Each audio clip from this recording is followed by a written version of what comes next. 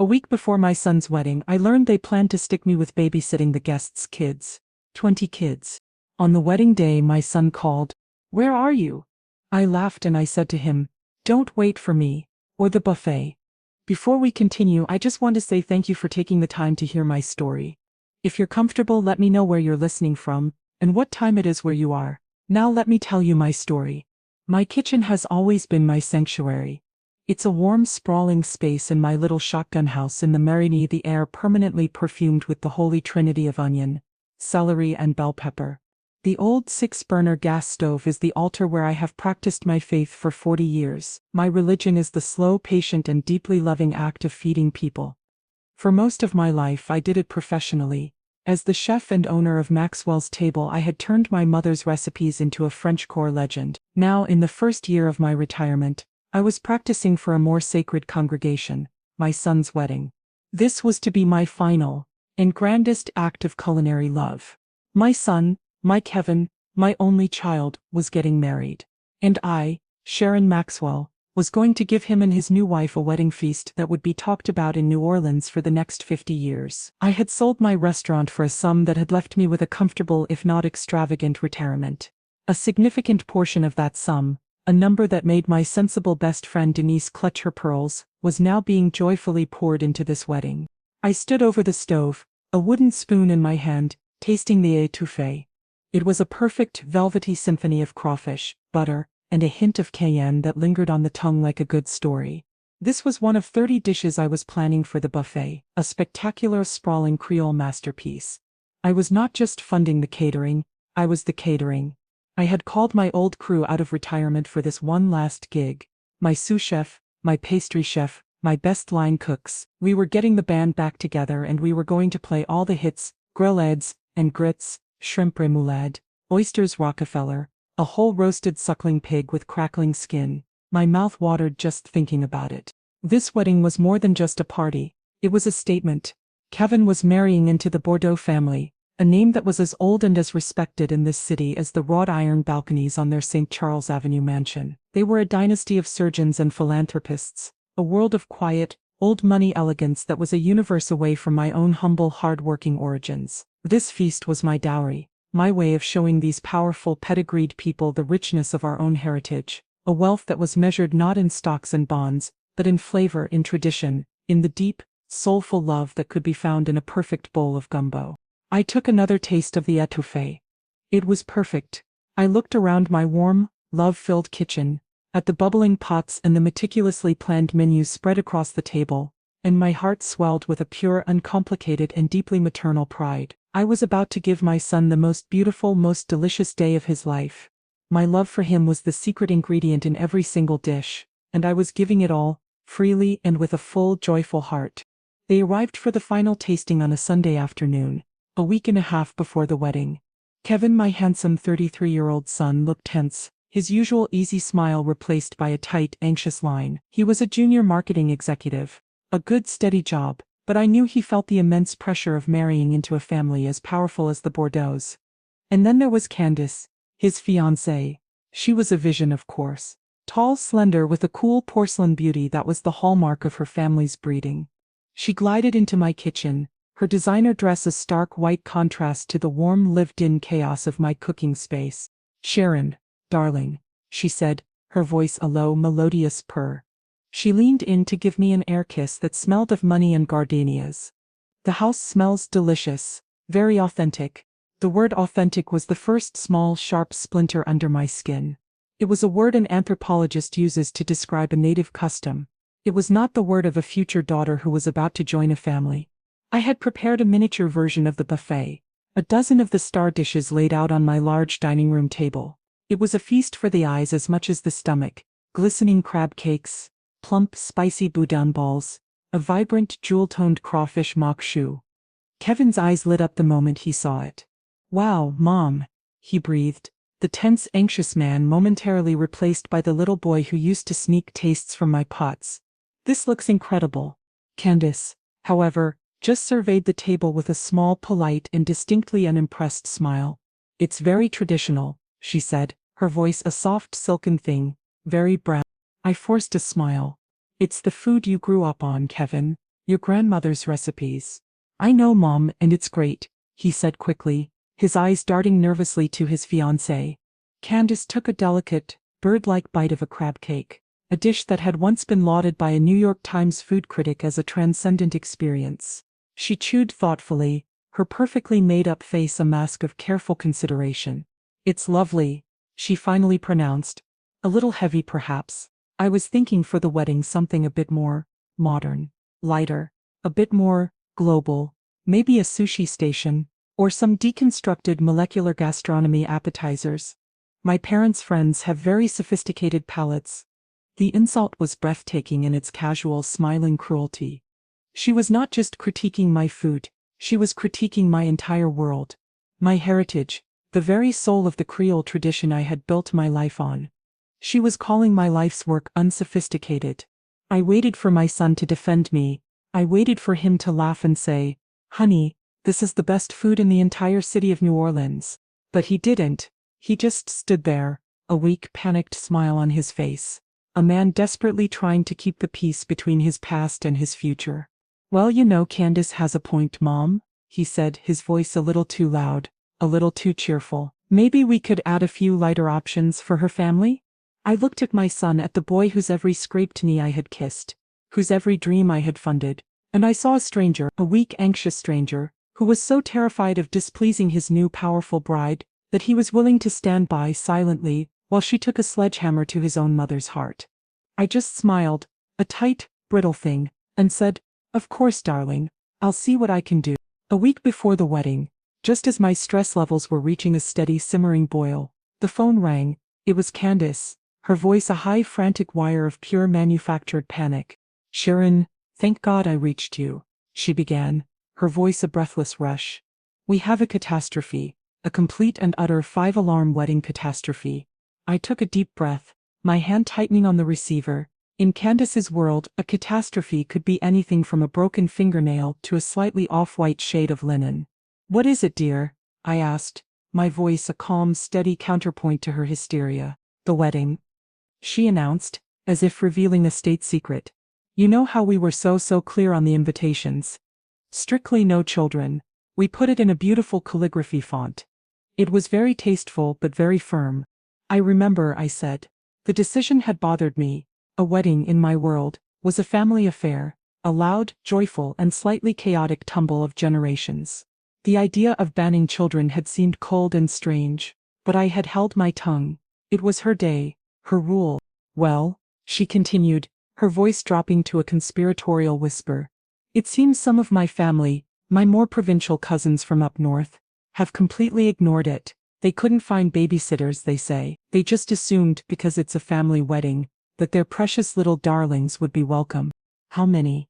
I asked, a sense of foreboding settling in my stomach. 20. She wailed, the number a gunshot in the quiet of my kitchen. 20 of them, Sharon, ranging from screaming, sticky toddlers to those awful sullen preteens with their phones.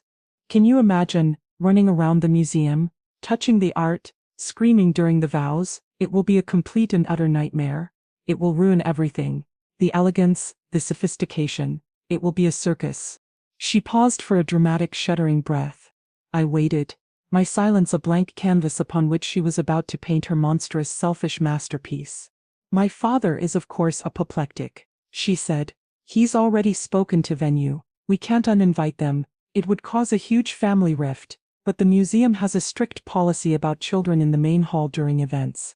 So we've had to book a separate space, the Founder's Suite. It's a small private room on the second floor. We'll put them all in there, with a television, and some, I don't know, chicken fingers."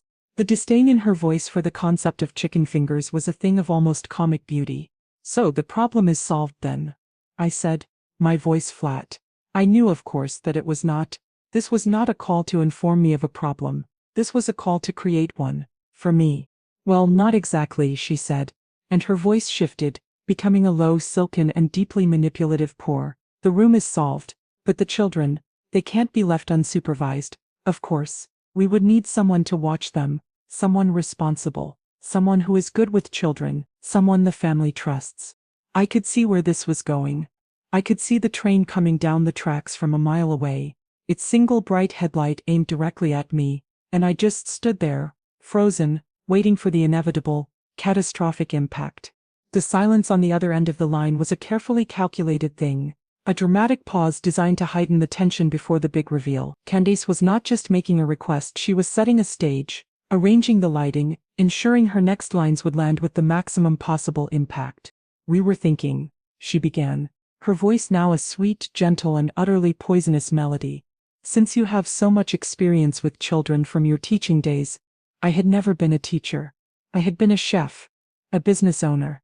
She had, in her self-absorbed, condescending worldview, conflated my 40 years of professional culinary experience with being a kindergarten teacher.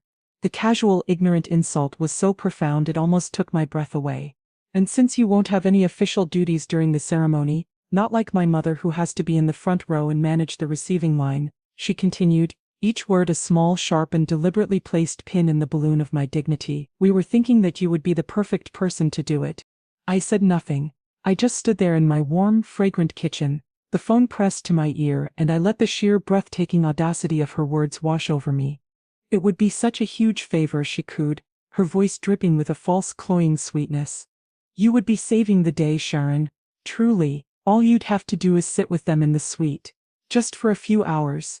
Through the ceremony and the dinner, just to make sure they don't, kill each other or burn the museum down." I still could not speak. My mind was a chaotic jumble of shock, rage, and a profound, almost out-of-body sense of disbelief. Was this really happening? Was my son's future wife, the woman whose lavish six-figure wedding I was currently paying for, actually asking me, the mother of the groom, a guest of honor, to be the unpaid on-site nanny for 20 of her relatives' children?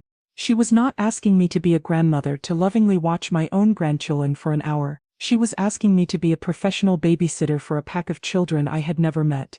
To spend my own son's wedding ceremony and reception locked away in a side room, a glorified holding pen, while the real guests, the important guests, celebrated downstairs. She was not seeing me as family. She was not even seeing me as a guest. She was seeing me as staff.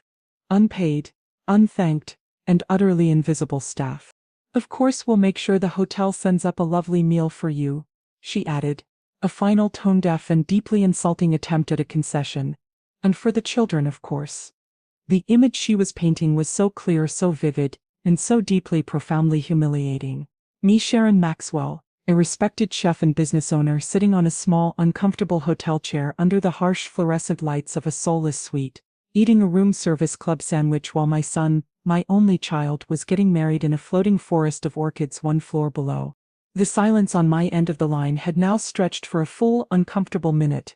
And in that silence, a new, cold, and very dangerous thought began to form in my mind. A thought that started as a small, flickering ember of outrage and was rapidly growing into a full-blown, righteous inferno. "Sharon?" Candace's voice, a little less sweet now, a little more impatient. "Are you there? Did you hear what I said?" "Yes, Candace," I finally managed to say, my voice a strange, hollow thing I didn't recognize as my own. "Yes, I heard you." I was waiting for the laugh. The sound of my son, who I knew was on the line with her, listening on speakerphone, to finally break in with a deep, booming laugh and say, "Candace, honey, are you insane? We can't ask my mother to do that. That's the most ridiculous thing I've ever heard." I was waiting for him to be my son, to be the boy I had raised, a boy with a good heart and a fundamental sense of decency. I was waiting for him to defend me, to protect my honor, to put a stop to this absurd, humiliating request. But the laugh never came. Instead, after a moment of tense, crackling silence, I heard his voice, and it was not the voice of a man laughing. It was the weak, pleading, and deeply cowardly voice of a man who was desperately trying to appease his fiancée. "Mom?" he began, his voice a little too loud, a little too cheerful. "You there? Listen, I know it sounds like a lot to ask." My heart, which had been a hot, angry stone in my chest, suddenly felt like it was plummeting through a cold, empty void. "But we are in a real bind here," he continued, his words a frantic, tumbling rush. "Candace is so stressed out. Her parents are furious. This is a really big deal for her family. And you've always been so good with kids. Remember when you used to volunteer for the after-school program?" The memory, which had been a sweet one, was now being twisted into a weapon, a piece of evidence in their case against my dignity. My past kindness was being reframed as a professional qualification for the demeaning job they were now offering me. It would just be for a few hours, he said, his voice now a low, wheedling and deeply pathetic thing. And it would really, really save the day, Mom. You'd be a hero. You'd be making sure Candace has the perfect stress-free day she deserves. The day she deserves. The phrase hung in the air, a final damning testament to where his loyalties now lay. It was not about our family. It was not about my feelings, my comfort, my role as his mother. It was about one thing, and one thing only, ensuring the absolute, unblemished perfection of Candace Bordeaux's wedding day. And I was now just another logistical problem to be solved, another vendor to be managed in service of that one singular goal. I looked around my kitchen, at the menus for the spectacular, heartfelt and deeply personal feast I was planning to create for them. A feast they now expected me to miss, because I would be upstairs wiping sticky fingers and refereeing arguments over a video game. The betrayal was so profound, so complete, that it moved beyond the realm of simple anger and into a new, colder and far more dangerous territory. It was a place of quiet, clinical clarity. The love and the hope I had poured into this event, into this new family, had been a fool's errand. They did not see my love as a gift. They saw it as a resource, a thing to be used, exploited, and ultimately taken for granted. Mom? Kevin's voice again, a little more anxious now, sensing my silence. Are you going to help us out? Please, we're desperate. I took a deep, steadying breath. And in that moment, a decision was made. A quiet, tectonic shift occurred deep in the bedrock of my soul. The warm, generous, and endlessly accommodating mother was gone. In her place was a woman who had just been pushed one final, unforgivable step too far. Of course, darling, I heard myself say, and my voice was a strange, serene, and utterly alien thing. If that's what you need, of course I'll help. The relief in their voices was a disgusting, pathetic symphony. They had won. They had gotten their way. They had no idea that they had just, with their own selfish, thoughtless hands, signed the death warrant for their perfect, beautiful, and ridiculously expensive wedding. The moment I hung up the phone, the serene, accommodating mask I had worn for their benefit dissolved, and my hands began to shake with a violent, uncontrollable tremor. I had to grip the edge of the kitchen counter to keep myself steady. The rage, the hurt, the profound, soul-deep humiliation of it all washed over me in a single sickening wave. I had just agreed to be the babysitter at my own son's wedding, a wedding I was paying for, a wedding where I was also incidentally the head chef of the lavish, spectacular meal they were all about to enjoy without me. The absurdity of it was so profound, so complete, that I felt a hysterical laugh bubble up in my throat, a sound that was half sob, half scream. I needed to talk to someone who would understand, someone who would not tell me to be the bigger person, to keep the peace. I needed to talk to someone who would be just as furious as I was. I dialed the number for Denise Jackson, my best friend, my sister-in-arms, the woman who had been the front-of-house manager at Maxwell's table for 30 years, a formidable, elegant warrior who could handle a drunk tourist, a demanding food critic, and a kitchen fire with the same unflappable, iron-willed grace. She answered on the second ring, her voice the warm, familiar, no-nonsense sound that had been a constant in my life for 4 decades. Sharon, what's wrong? You sound like you've seen a ghost. And in a torrent of furious, heartbroken words, I told her everything. The child-free wedding, the 20 unexpected children, and the final monstrous, unbelievable favor they had just asked of me. The silence on the other end of the line when I finished was not the silence of shock. It was the silence of a gathering storm. I could almost hear her processing the information, her brilliant, strategic mind cataloging the sheer, multi-layered audacity of the insult. When she finally spoke, her voice was a low, dangerous, and deeply satisfying purr. "Oh no," she said, the 2 simple words a declaration of war. "Oh hell no, Sharon, they did not." "They did," I whispered, the shame of it washing over me again. "And Denise?" I said yes. "Are you kidding me?" she exploded, her voice a righteous, beautiful roar of pure, unadulterated fury. "Sharon Maxwell, are you telling me that you agreed to be the on-site nanny for 20 of that little princess's relatives? The woman who is paying for this entire 5-star circus, the woman who is providing the food, the woman who is supposed to be the mother of the groom?" I know, I said, my voice cracking. I panicked. Kevin sounded so desperate. "Oh, I am sure he did," Denise scoffed, her voice dripping with a contempt I was so grateful for.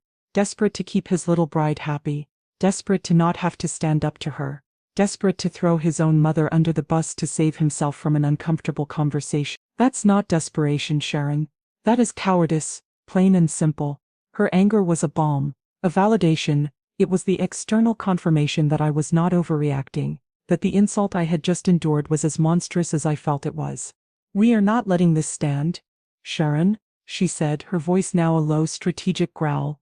We are not letting those two spoiled, ungrateful children treat you like the hired help. You are a queen. You are the queen of Creole cooking in this entire city. And you are going to remind them of that fact. She paused, and I could almost hear the wheels of her brilliant, tactical mind turning. You know, Sharon, she said, her voice now taking on a new dangerous and deeply thrilling tone. That spectacular buffet you've paid for, that's a lot of power. That's 200 very hungry, very influential guests. The entire success of their perfect, pretentious little party rests on the foundation of your food, of your work, of your generosity. She let that sink in. It would be a real shame, she continued, her voice now a purr of pure delicious and vengeful inspiration, if something happened to it.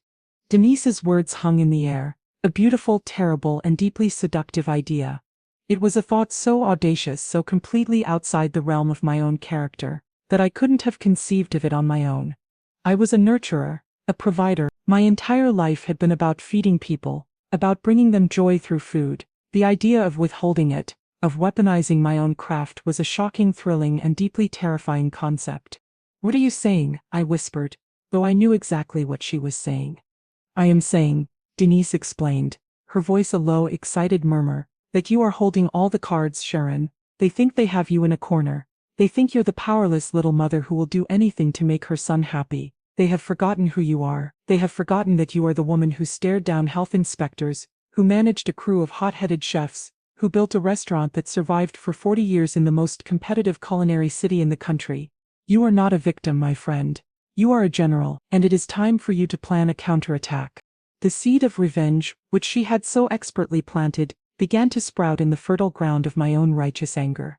The plan began to bloom in my mind, a dark, beautiful, and intricately structured flower. The buffet. It was the perfect weapon. It was the very symbol of my love, my generosity, my life's work. To take it away would not just be a logistical catastrophe for them, it would be a profound symbolic act. It would be a statement, a final, definitive declaration that my love and my labor were not things to be taken for granted. They were gifts. And a gift once disrespected can be taken back. They want to treat you like the caterer? Denise continued, her voice a purr of pure strategic genius. Fine, then you will act like one, and the first rule of any good caterer is that the client gets what they pay for. They have paid you in disrespect. They have paid you in humiliation, and so, you will deliver a meal that is perfectly commensurate with that payment. Which is? I asked, a slow cold smile spreading across my face. Absolutely nothing, she said, and her laugh was a sound of pure triumphant joy. The plan, in its beautiful simple elegance, was this. I would play my part. I would agree to their outrageous demand. I would be the martyr, the team player. I would spend the next week in a flawless performance of a woman who has been beaten into submission, and all the while, in the quiet hidden spaces of my life, I would be orchestrating their downfall. You will need to be smart, Sharon, Denise cautioned, her voice now all business. You will need to be a ghost, no paper trails. Cash only. You will call your crew, but you will tell them the plan in person. You will make the arrangements, but you will use a burner phone if you have to. You cannot give them any reason to suspect that you are anything other than the sad little doormat they believe you to be. And the wedding day? I asked, the thrill of the conspiracy, of the impending righteous revenge, a jolt of pure, delicious adrenaline. The wedding day, Denise said, her voice a low, satisfied hum, will be the day that Kevin and Candace Bordeaux learn a very valuable and very public lesson about what happens when you mistake a queen for a servant. The seed had been planted, and I, Sharon Maxwell, a woman who had spent her entire life nurturing things, was about to find out that I had a remarkable and previously undiscovered talent for cultivating a beautiful and deeply satisfying garden of revenge. The first step in my counteroffensive was a strategic and deeply satisfying surrender. I had to let them believe they had won, that their bullying tactics had been completely and utterly successful. I waited an hour, a carefully calculated period of time to simulate a mother's pained deliberation. And then I called them back. I made sure my voice was a perfect instrument of weary, martyred resignation. I let it tremble. Just a little. I let out a long, heavy and deeply theatrical sigh before I even spoke.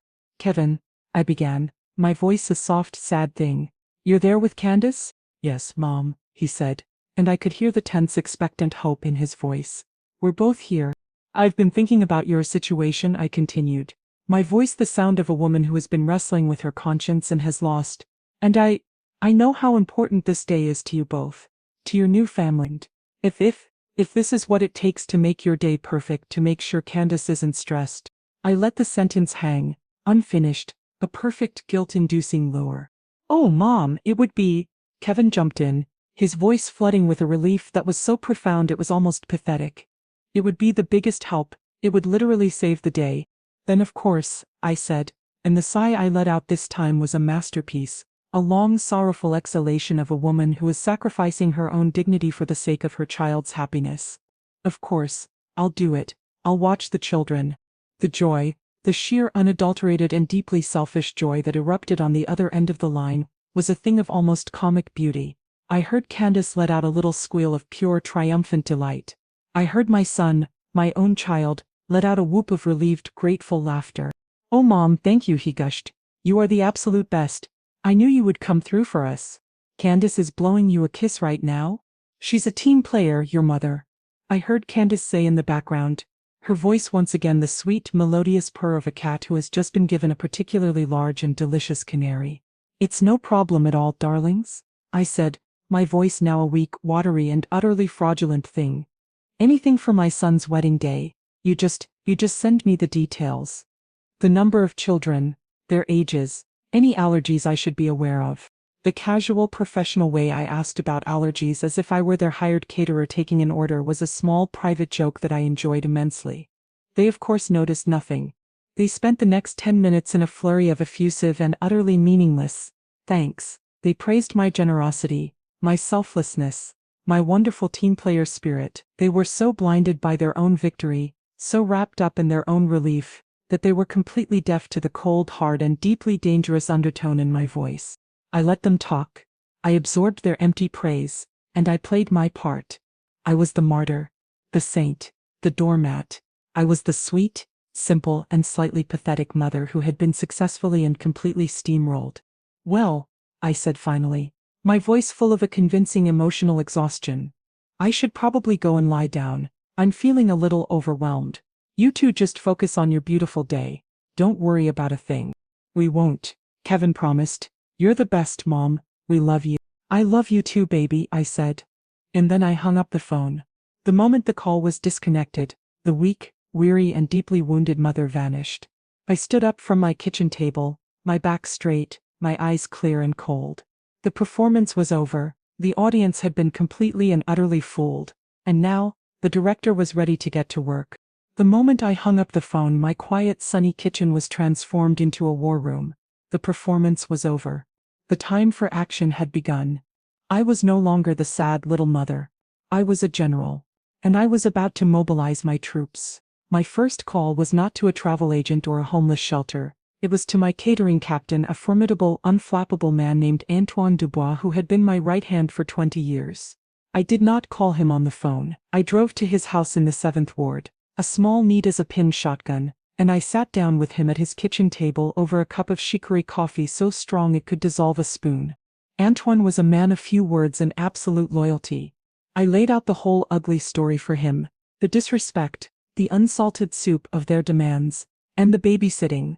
He listened, his dark, intelligent eyes never leaving my face, his expression unchanging. When I was finished, he just shook his head slowly, a look of profound, sorrowful disgust on his face. They are children, Sharon, he said, his voice a low, gravelly rumble. Spoiled, foolish children who do not understand the value of the woman who raised them. They are about to get a lesson in value, Antoine, I replied, my voice a low, cold thing. And then I laid out my plan, the real plan. His face, which had been so grim, slowly broke into a wide, beautiful and deeply satisfied smile.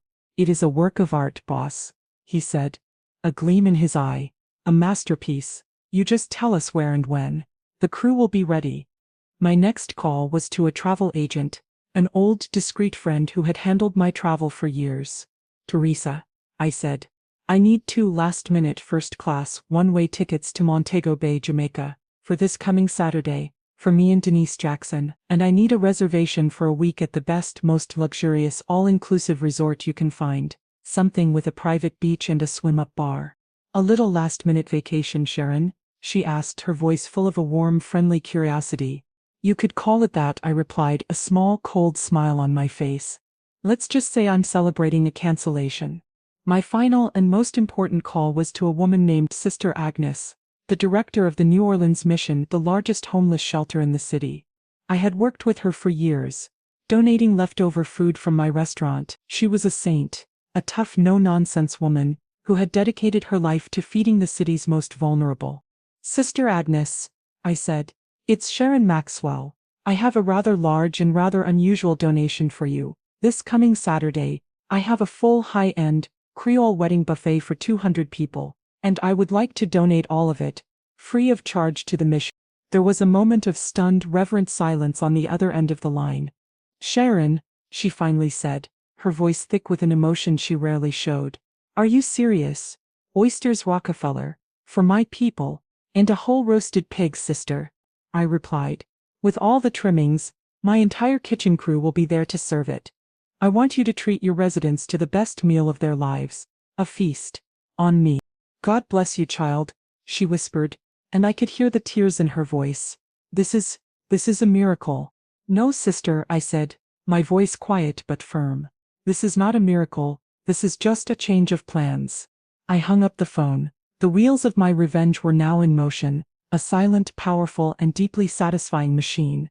My son and his bride were busy planning their perfect, elegant, and exclusive party for the city's elite. They had no idea that I was busy planning a much better, much more beautiful, and much more meaningful party of my own. A feast for the hungry, not for the full.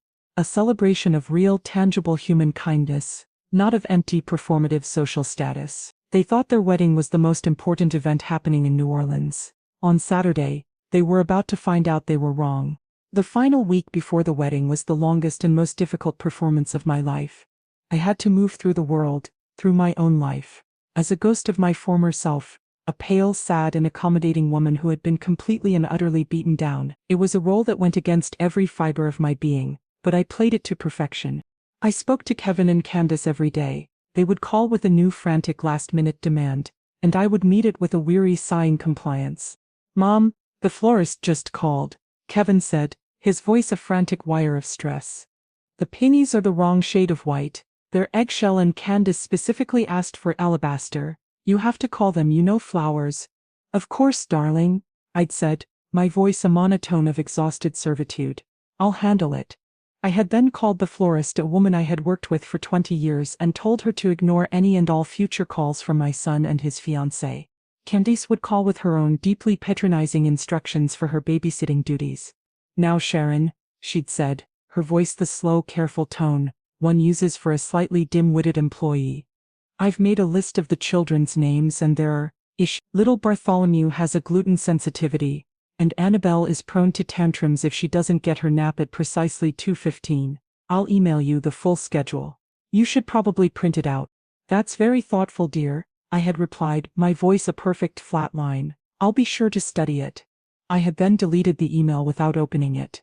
The most difficult part was seeing them in person. They had insisted on a final family dinner 2 nights before the wedding, at their new in-laws' mansion on St. Charles Avenue. The Bordeaux home was a beautiful, imposing, and deeply soulless place, a museum of inherited wealth and carefully curated taste. I sat in their formal dining room, under a crystal chandelier the size of a small car, and I played my part. I was quiet. I was demure.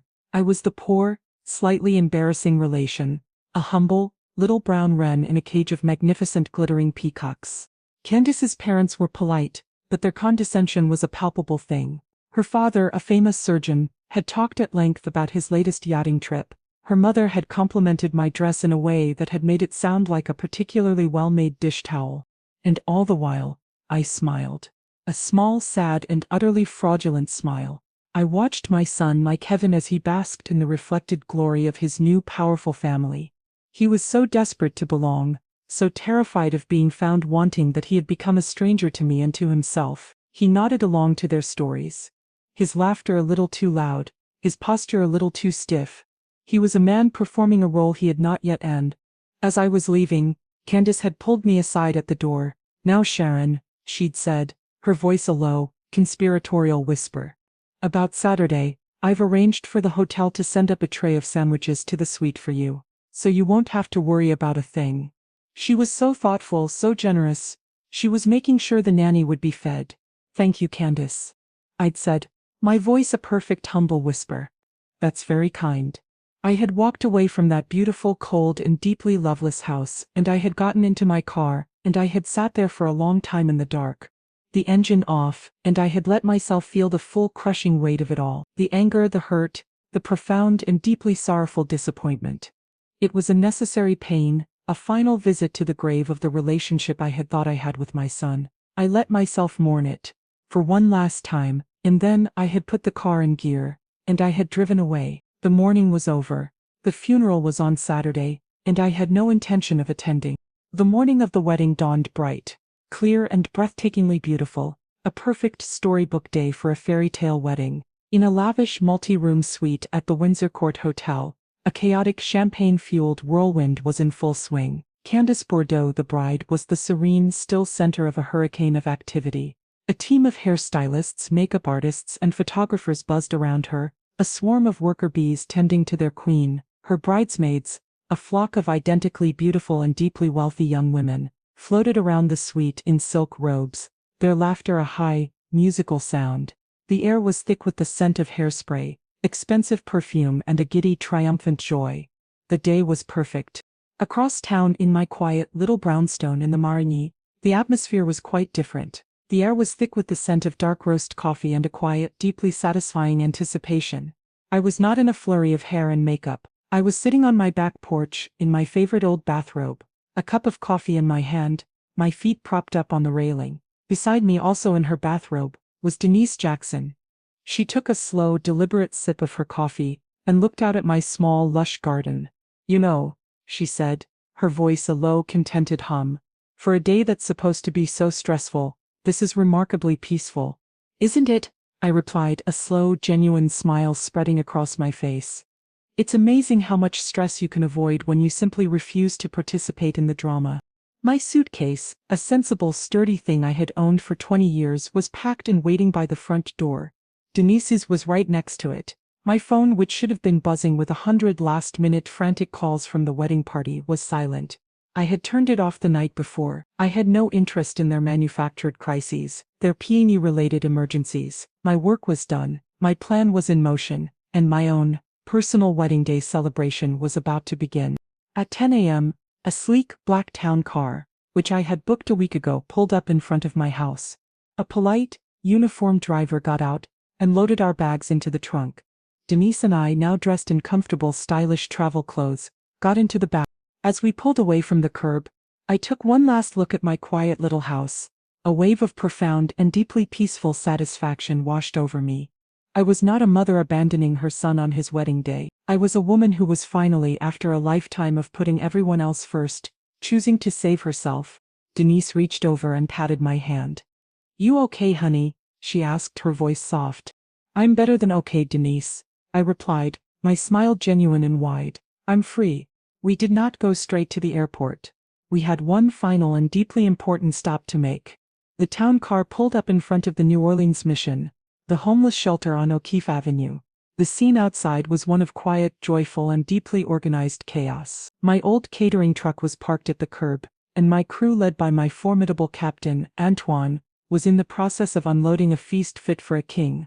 I saw them carry in massive silver chafing dishes, trays of appetizers, and a magnificent golden brown roasted pig. Sister Agnes, the director of the mission, saw me and rushed over, her face a mask of pure, unadulterated joy. She grabbed both of my hands in her own. "Sharon," she said, her voice thick with emotion, "I have never in my 30 years of doing this work seen anything like it. You are a saint."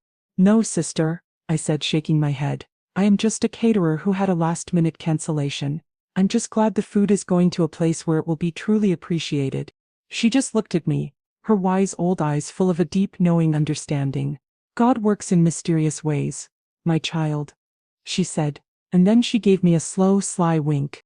It was 2 o'clock, 1 hour before the ceremony was scheduled to begin. The grand hall of the museum was beginning to fill with a veritable who's who of Southern society. The air was buzzing with the low, powerful hum of money and influence. Everything was perfect, except for two rather significant details. The mother of the groom was missing, and there were 20 unsupervised and increasingly feral children rampaging through the priceless collection of 18th-century French furniture in the designated kids' room. In the bridal suite, the atmosphere of serene champagne-fueled joy had evaporated, replaced by a frantic high-pitched panic. "What do you mean you can't reach her?" Candace was shrieking into her phone, her beautiful made-up face a mask of ugly blotchy rage. She was talking to one of her bridesmaids who she had dispatched to my house. "The house is empty, Candace," the bridesmaid's voice squawked back. "The lights are off. No one is home. Try her cell phone again," Candace commanded. At that exact moment, I was otherwise engaged. I was sitting in the first-class lounge at Louis Armstrong International Airport, a freshly poured, perfectly chilled mimosa in my hand. Denise was sitting opposite me, a look of pure beatific satisfaction on her face. I had just, after a long and deeply satisfying hour of being completely unreachable, decided to turn my phone back on. It immediately exploded. A tidal wave of notifications, a digital tsunami of missed calls and frantic all-caps text messages flooded the screen. "Mom, where are you? Call me now. Mom, this isn't funny. The family photos are in 10 minutes. Sharon, this is Candace. Your irresponsible behavior is about to ruin my wedding. You need to get here immediately." I scrolled through the messages, a slow, delighted smile spreading across my face. I took a calm, deliberate sip of my mimosa, and then the phone began to ring. The caller ID was Kevin. I let it ring once, twice, 3 times.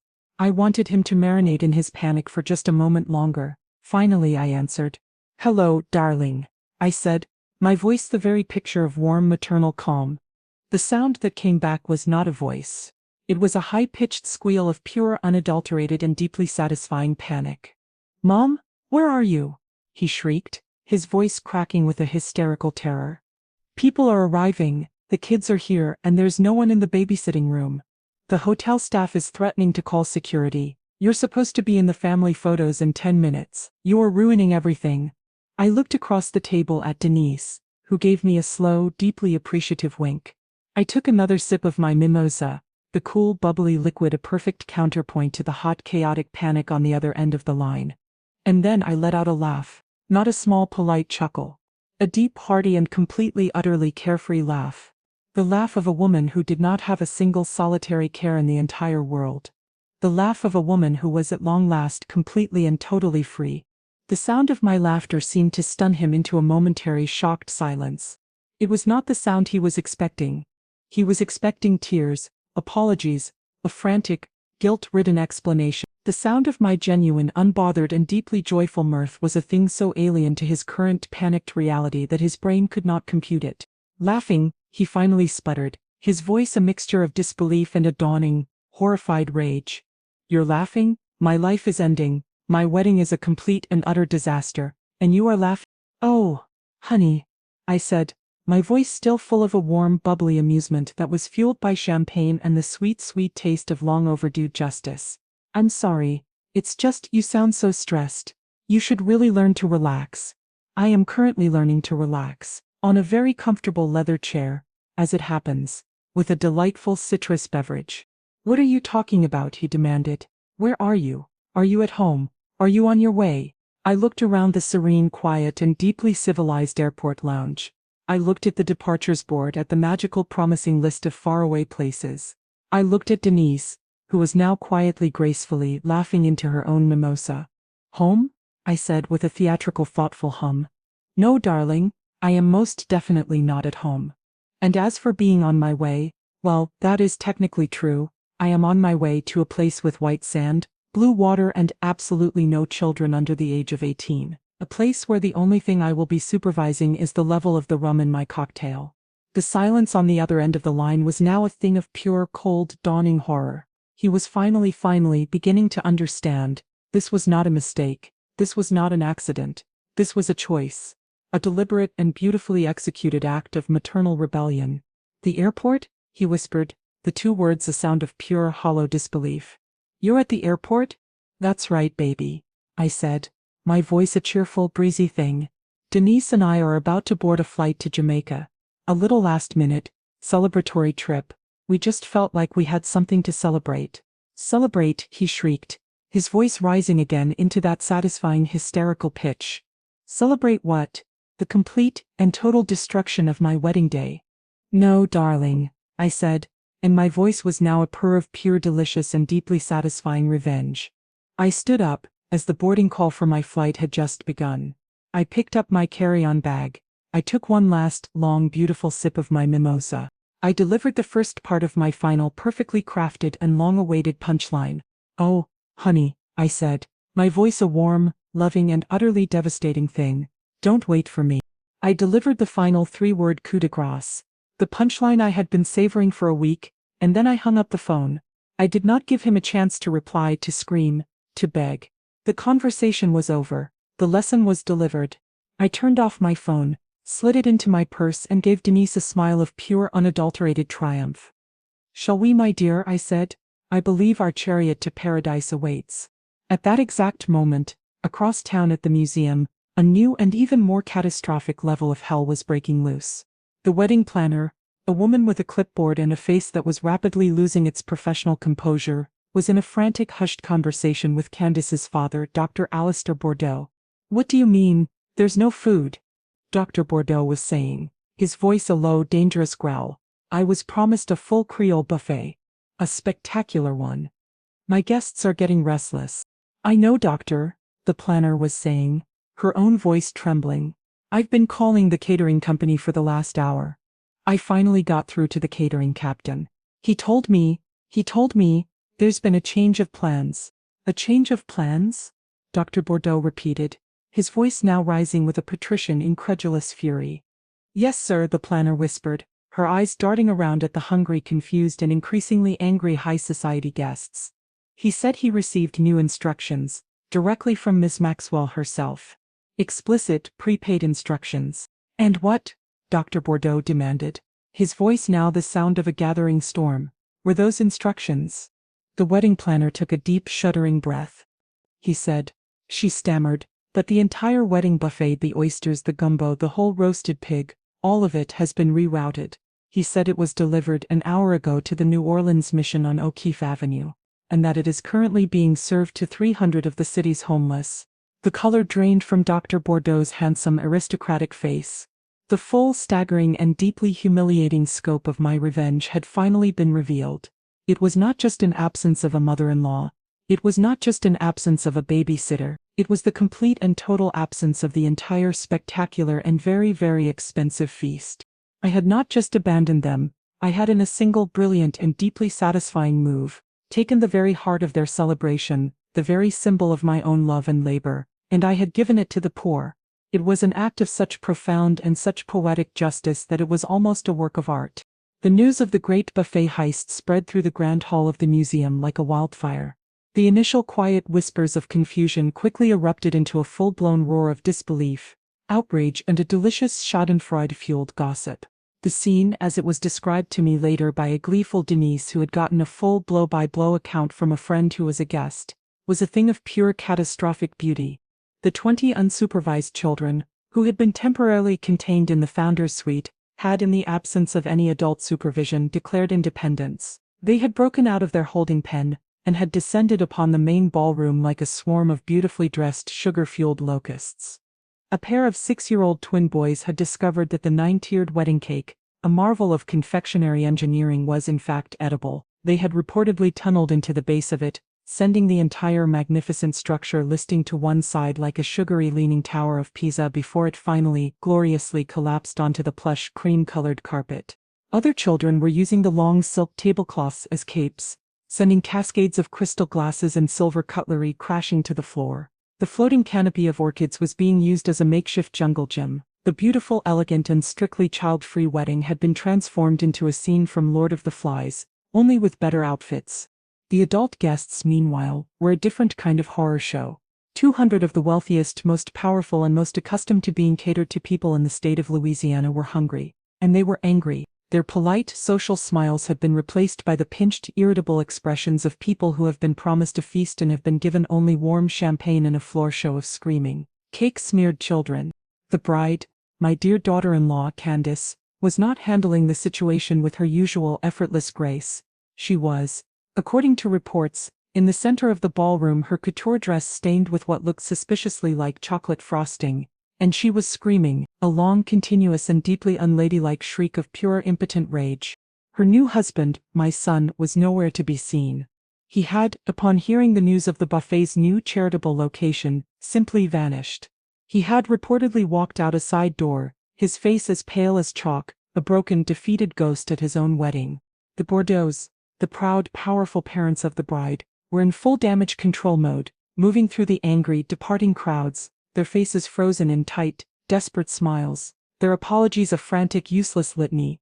The wedding of the year had, in the space of less than an hour, imploded into the most legendary, most talked about, and most humiliating social disaster in the recent history of New Orleans. The perfect day, the one that had been planned with such meticulous, selfish, and deeply disrespectful precision, was in ruins.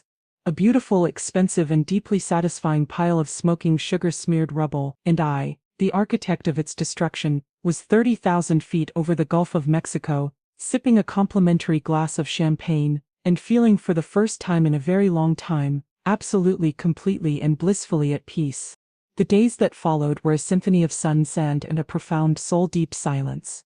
The resort in Jamaica was a paradise, a world of turquoise water, white sand, and an endless supply of rum-based cocktails. Denise and I spent our days reading by the pool, getting massages on the beach, and eating magnificent meals that we had not planned, cooked, or paid for. It was glorious.